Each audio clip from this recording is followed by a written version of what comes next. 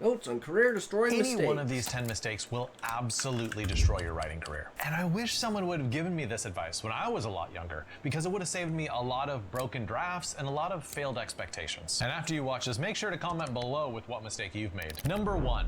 Thinking you're smart. Now, why is this a mistake? Well, because when you think that you're smart, it gives you less incentive to work hard. I think you have to realize that you are competing with millions of other writers, and that when it comes to IQ, writers tend to be a little bit higher than the average IQ. On the IQ creativity spectrum, you're probably somewhere in the middle. Believing that you're smart also hinders your ability to take criticism, hinders your drive to read, and hinders your ability to learn from others. As you can tell, this is probably the biggest mistake you can make as a writer. What sets you apart as a writer is not your intelligence, it's your work ethic. All the writers that I know who have made it big time, they all spend 2 to 4 hours a day writing every single day. They're smart, sure, but I don't think they think of themselves as smart. They think of themselves as being hard workers. 2, repressing your emotions. To be a writer, you need a black belt in emotion. If you squelch your emotion or let it slip away, you're never going to be able to make your reader feel something. You have to feel something first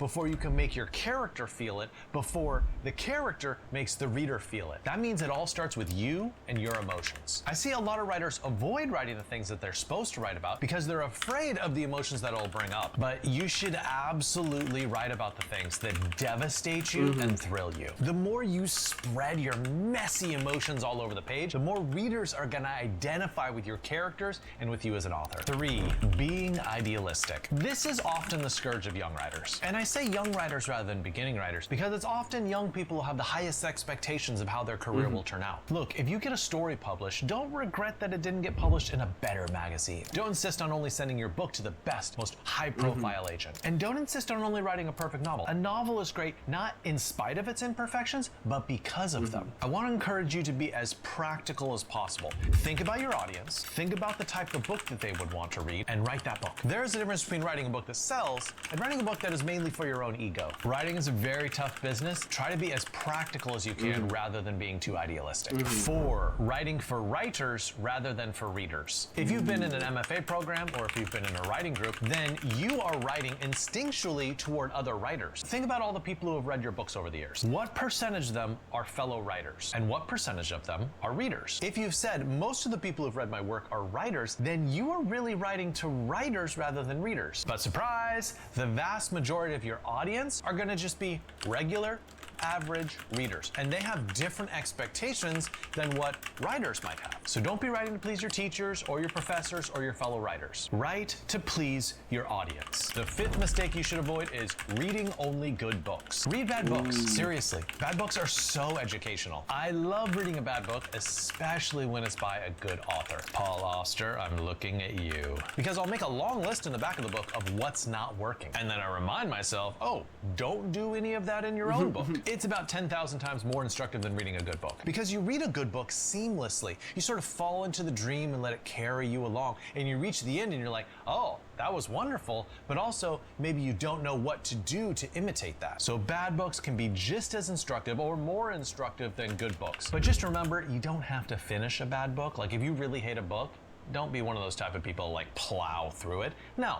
Throw it away and start the next book. 6, being a lone wolf. The act of writing is a very solitary event, but the career of writing requires a whole village. You need to surround yourself with a ton of other writers, which means you should be going to conferences, you should be going to readings, you should be going to any events about books in your area. You should be developing online relationships as well. Remember that you are the average of your 5 best writing friends. If you surround yourself with other good writers, they're going to propel you to become a better writer. So go ahead.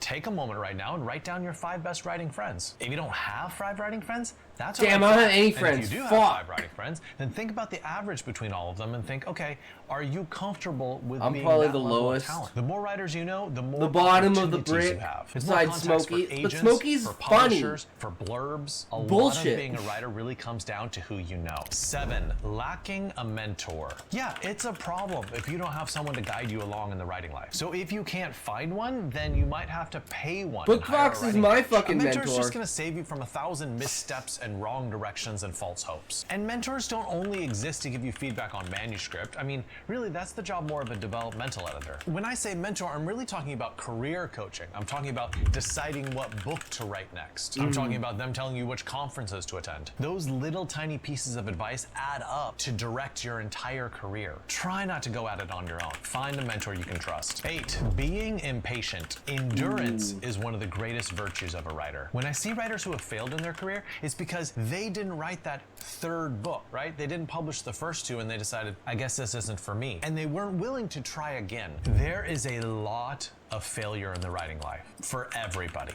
There's a lot of rejection, there's a lot of heartbreak. So if you're not the patient type that believes in endurance, that believes in year after year after year to keep trying, you're just not gonna make it. Everyone wants to hit that bestseller list really fast and have the world wake up and realize their genius. Patience is the virtue that will get you there. 9, it's a mistake to act like the hare and not the tortoise. Do you know the worst writing plan in the world? Oh, I'm gonna try this whole writing thing for a year. Don't even think about success with that plan. Becoming a writer doesn't take a year. It takes 5 years, it takes 10 years. Writing is a long path. Don't burn out with these short little spurts of energy. Like the tortoise, it's all about being slow and steady, writing every single day, putting in that time. Here's my advice. Come up with a 5-year plan for your writing life and come up with a 10-year plan for your writing life. If you cast this vision into the future, you're gonna have the endurance to stick to your goals and to make it. And the 10th and final mistake you can make is sticking with the same genre. If you've written the same genre your entire writing life, you might be in a rut. If you write literary works, try YA. If you write YA, try a screenplay. If you write screenplays, try a stage play. If you write romance, try sci-fi. It's called cross-training. By switching genres, you're helping these writing muscles that will help you when you return to your original genre. The novelists will probably find that they get a lot better at writing dialogue if they focus on stage plays and screenplays for a little bit. The YA writer might get a lot better at sentences if they try literary fiction. Often, by switching to a completely different mode of writing, you unleash short stories. And hey, who knows, maybe you were writing the wrong genre all along